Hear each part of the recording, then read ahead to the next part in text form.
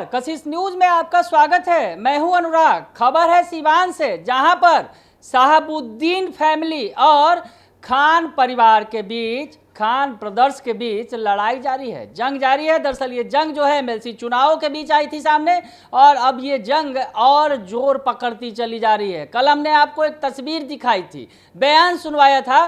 शहाबुद्दीन की पत्नी जो है हिना साहब, वो रो रही थी फूट फूट कर। एक वक्त था जब बाहुबली शहाबुद्दीन का सिक्का चलता था सीवान में, और आज उस बाहुबली की पत्नी रो रही थी, फूट फूट कर रो रही थी। और उन्होंने जो बातें कही थी वो काफ़ी गंभीर बातें कह दी थी। उन्होंने सीवान छोड़ने तक की बात कह दी थी। तो वो बयान आपको एक बार फिर से सुनवाते हैं, जो कल हिना साहब ने, जो शहाबुद्दीन की पत्नी है, ओसामा साहब की माँ है, उन्होंने कहा था। पहले वो बयान सुनिए, उसके बाद आगे बताएंगे कि क्या पूरा मामला है। मैं बहुत घायल महिला हूँ। मैंने 18 साल पति से दूर रही। उन्हें इसी तरह से साजिश के तहत फंसाया गया था, और 18 साल हम लोगों ने इंतजार किया कि अब मेरे साहब आएंगे, अब आएंगे, अब आएंगे। लेकिन जब 18 साल बीत गया और रिजल्ट आया कि उनके साथ घटना घट गई इतनी बड़ी, इसलिए मैं बहुत दुखी हूँ।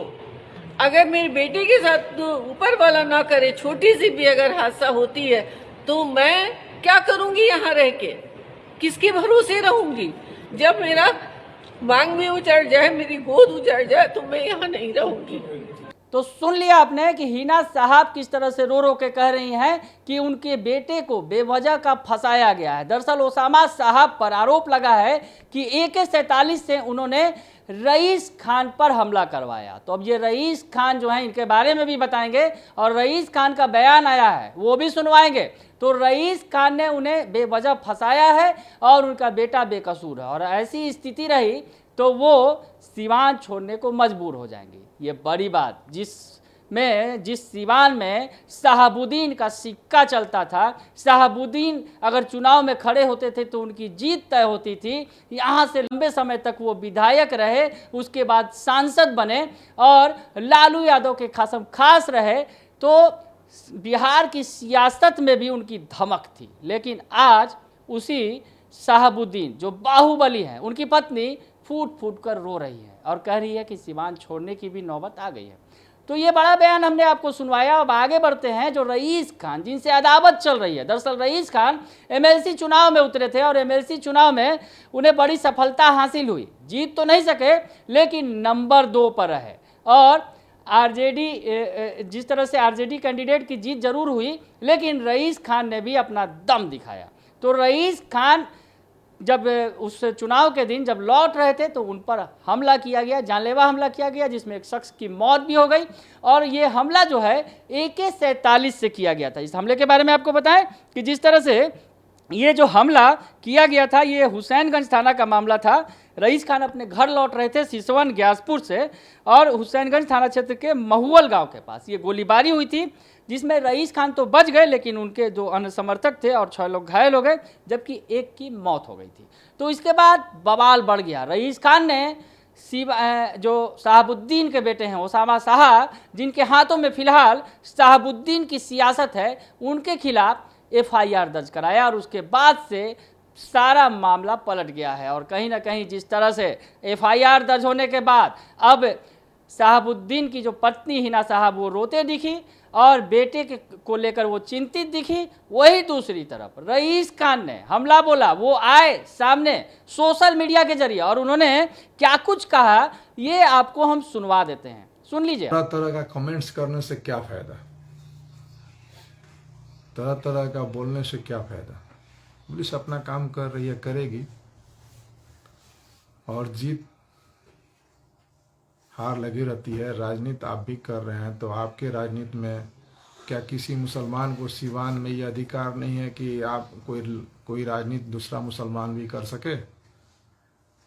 शहाबुद्दीन का ही फैमिली राजनीति करेगा और कोई नहीं करे। तो फिर नेक्स्ट चुनाव के लिए मैं तैयारी कर रहा हूँ, उसमें भी आऊँगा।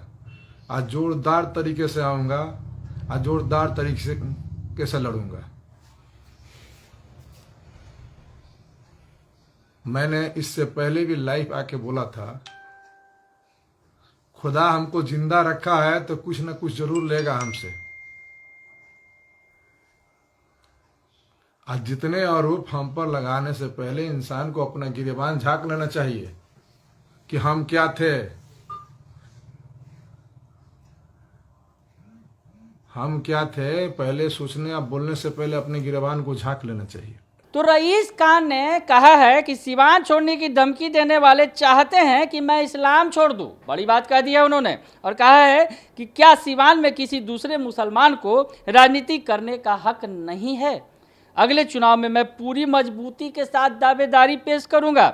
मेरी हत्या की प्लानिंग तो कुछ दिनों से की जा रही थी, लेकिन मेरे ऊपर और मेरे समर्थकों और जनता जनार्दन का आशीर्वाद है। तो रईस खान सामने आए हैं, पलटवार किया है। आपको बताएं कि रईस खान और शहाबुद्दीन परिवार के बीच, यानी शहाबुद्दीन के बीच सीधे सीधे अदावत चलती रही है, लंबे समय से चल रही है। और मोहम्मद शहाबुद्दीन के निधन के बाद अब जो रईस खान अपनी पैठ बनाने में लगे हुए हैं, खास करके सिवान के इलाकों में जहां पर शहाबुद्दीन की तूती बोलती रही है।